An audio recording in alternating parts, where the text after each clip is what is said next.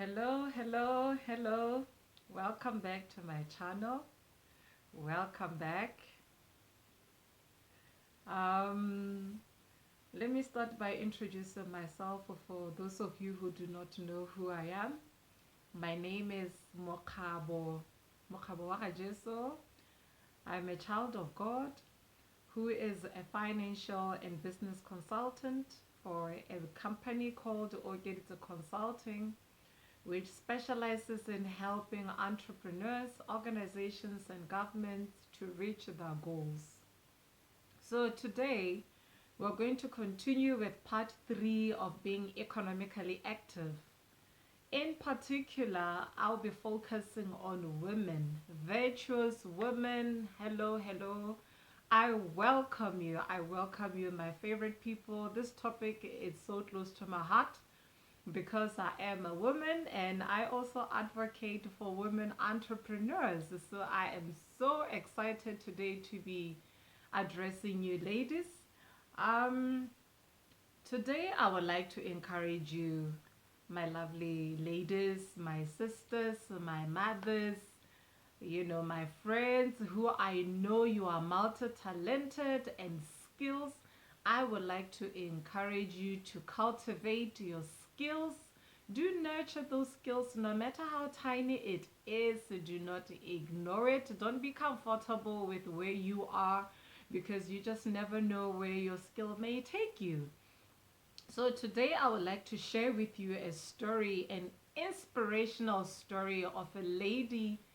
Well, she's not a lady, she's an elderly woman who I've known for quite a while.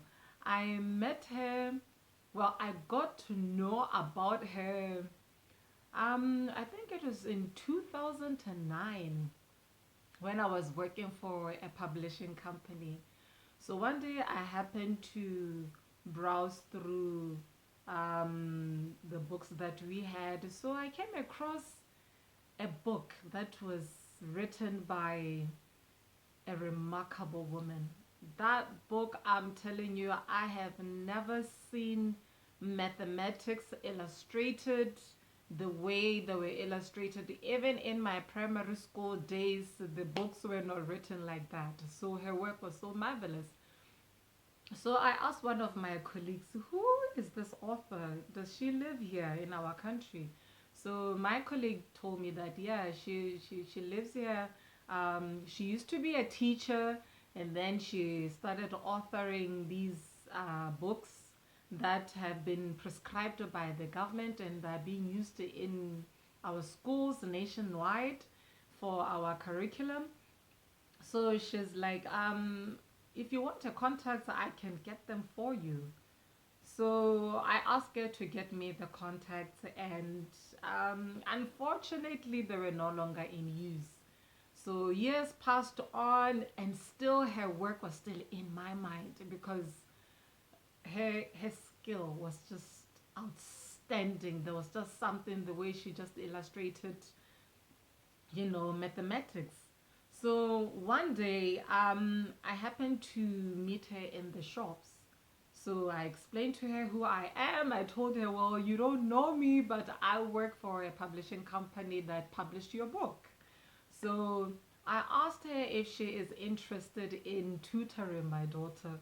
So I told her that I know you used to be a good teacher and apparently an excellent teacher, and you also author one of our books. So have you considered tutoring children, especially my child? Well, she was so pleased, with what I was saying, that I recognize and I appreciate her skills and that I think she can make a difference in my daughter's life. So she gladly accepted the offer. So that's where our journey began. So she started tutoring my daughter mathematics. So one day after my daughter's lessons, I asked her, where did you get this teaching skills? I have never ever seen this in my entire life. Even the teachers who taught me, you are just so remarkable. You know, where did you learn all this? So she shared with me her supposedly sad story. She said when she was young, she was misdiagnosed as unteachable with learning disability. So literally the teachers gave up on her, and she just told herself, you know what? I'm going to teach myself. I am not going to drop out of school. I want to be somebody one day, and I am going to be a teacher, and I will teach those students who have been diagnosed as unteachable with learning disabilities. So she began to teach herself until she passed her. She was schooling in South Africa. She passed her matric, and then she enrolled into a teaching school, and that's where her teaching career began. So she relocated to our country, Botswana, where she continued her teaching. And she said whenever there was a lesson of students who have been diagnosed as unteachable or with learning disabilities, and somehow the teacher assigned to the class when it's just about to give up on them and about to call their parents that, you know what, we've done everything that we could, we can't help you anymore or with anything, she would just step in and say, you know what, just give me a chance, give me those 16 children. I will show you that these children are able to learn. They have learning capability. Just give me those children for just 1 month. This class that normally takes 6 months, just give me 1 month and I will show you these children are able to learn. So they would give her the class for a month. In 2 weeks, half of the class would graduate back to the normal class, and after a month, there will be no one left in that disability class. So this is how passionate she was, and she was like, you know what, I could not give up on them because I know how it's like when someone gives up on you. I always imagine what could have happened if I had given up on myself. So I really don't want to see these children dropping out of school. She would just tell me how down these children would be. They would be isolated. They wouldn't play with the other children. Their heads will always be down. They wouldn't raise a hand whenever the teacher asked questions. So she said as soon as she discovered how they uniquely learn and exploring how or many other ways that she can teach them with, you know, they began to brighten up. They began to learn that, oh, it's just that I understood differently from other children. It's not that I'm unable to learn, I'm just different, you know. So she just told me that, you know, there is nothing as precious as seeing someone, you know, regaining life, you know, regaining hope, you know, living their best life and knowing that they have a chance. You know, she said that reward is just priceless.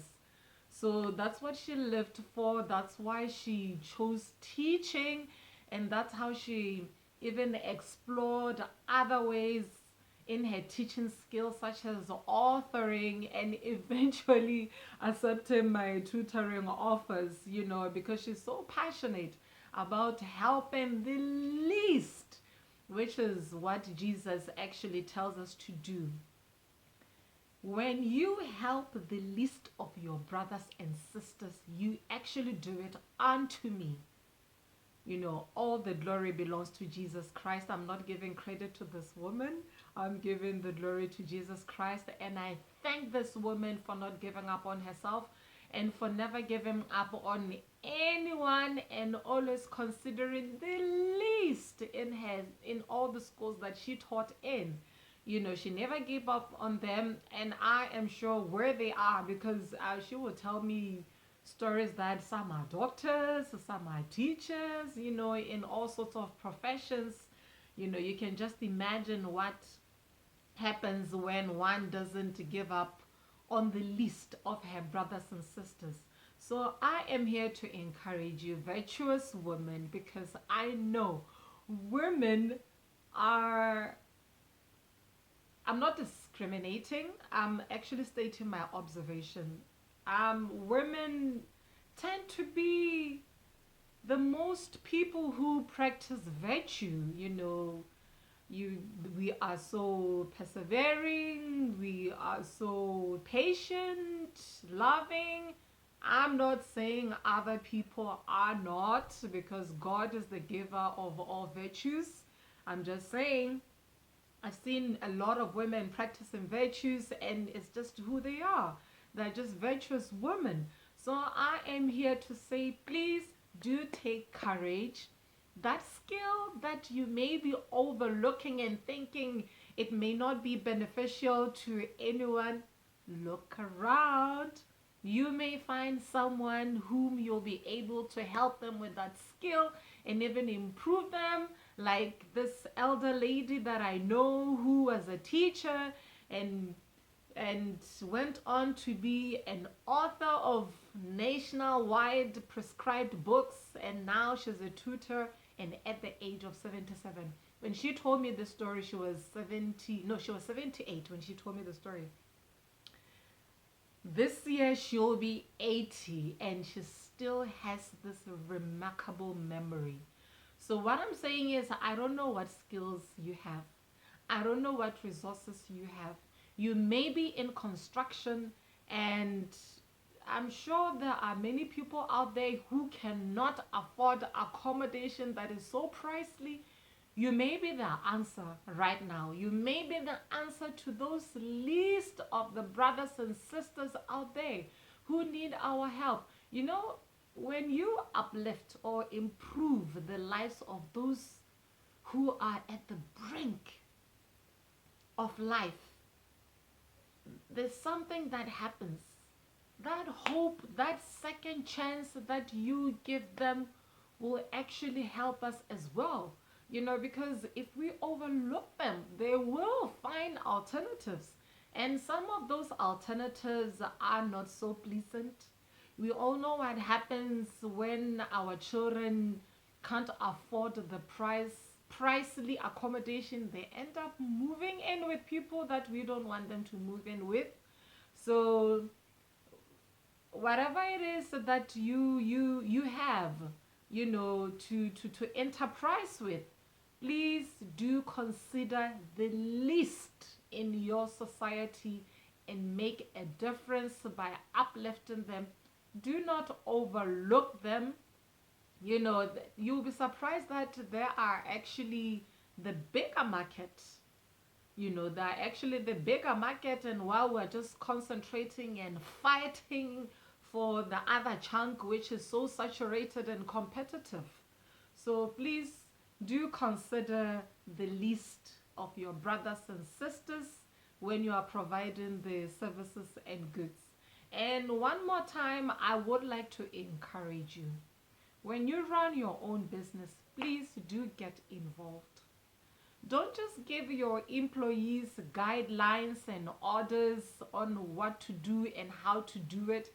Your employees may understand what you want them to do, but that doesn't mean that they will obey or they would actually do what you want to do. So I propose, when you run a company, be involved in it. Work as well. Show them how passionate you are about your vision. Show them how you want things to be done so that they follow suit and you actually achieve your vision eventually. I will stop here for today. I do hope you